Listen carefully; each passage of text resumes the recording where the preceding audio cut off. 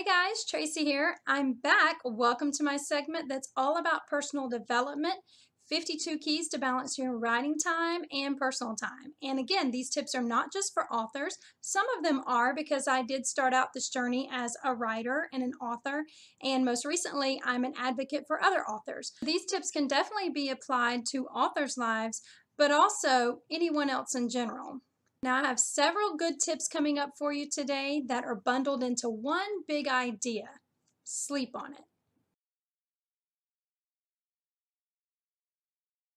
I'm sure there aren't many of you out there who haven't heard that phrase, sleep on it. And what does that really mean?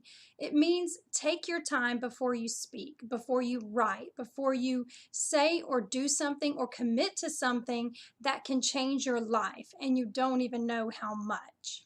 Take the time to interview any successful person and you will find one thing in common.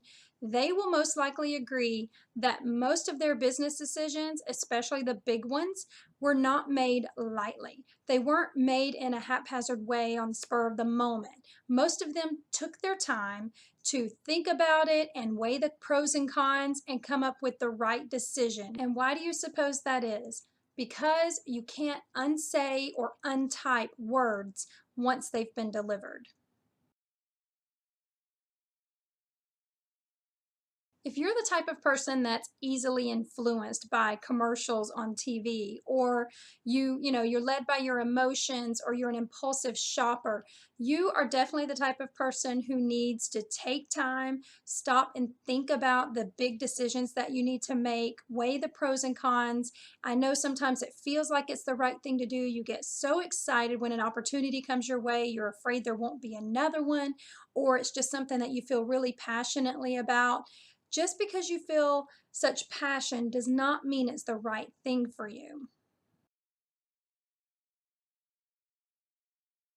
Have you ever had a fight with your spouse or, an argument with your sister or your mother or even one of your children, and later you feel really bad about the things that you said, or, the things that you threatened, or whatever, or perhaps you've written a letter to someone when you were just really angry, or God forbid, a social media post that you sent out there when you were feeling really emotional. And later, most of the time, we regret these things. And, we're led by our emotions. We jump right in. We want to get out what we have to say. And this is something that I had to learn with my husband early on in our marriage, because I'm that type of person. I just want to get it all out and I feel better. I just want to be heard most of the time and have my fair say. Well, he's not like that. He's the total opposite. He needs time to, process everything, and he doesn't want to spit out the most horrible things like I did before. He's just, like I said, the total opposite type of personality of that. And I had to learn how to deal with that. I had to learn how to give him his space. And it really helped our marriage because it allowed me to really take the time and think about what I really wanted to say and not just what I was feeling. So I learned to write these things down to be able to get them all out just for myself and hand them to him later. But most of the time, I learned that he didn't need to hear everything that I was thinking and feeling. He just needed the basics. And it really helped our marriage. It can help in your business because people are dealing with people in business. We're not dealing with robots and, fictional characters here. This is real life.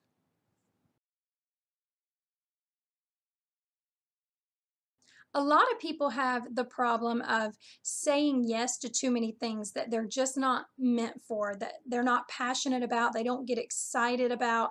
If it doesn't excite you to your bones, if it doesn't feel like the most important thing you need to be doing, and I've mentioned this in other videos previously in this segment about, saying no, learning how to say no to some commitments, then it's probably not right for you. And that's why you need to take that time and think about it and decide if it's really something, number one, that you would enjoy doing and that you would do a good job at.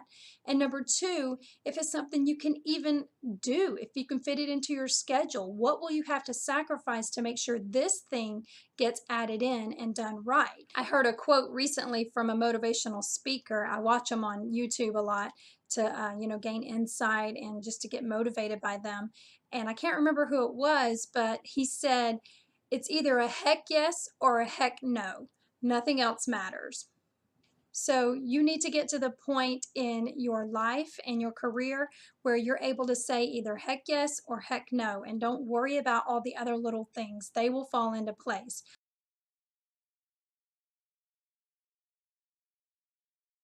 Now, with that said, even though it might feel like the right thing right away, take a little bit of time, sleep on it, and make sure it is the right thing. See if you feel the same way the next day. And if you do, then it probably is the right thing for you.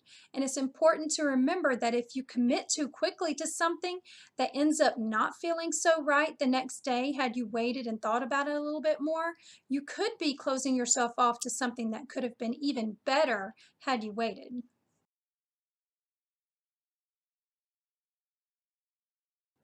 That's tip number 25 in this segment.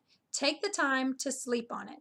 Every major decision that you need to make in your business and your personal life, take some time, think about it, weigh the pros and cons, and eventually the next day, if you wait 24 hours or 48 hours, you'll come up with the right solution. If you guys enjoyed the tips in this video this week, please be sure to like it, giving it a thumbs up below, share it with your friends, and subscribe to my channel so you'll get tips just like this straight to your inbox every Friday on how to keep your real life flowing as smoothly as your writing. Take care.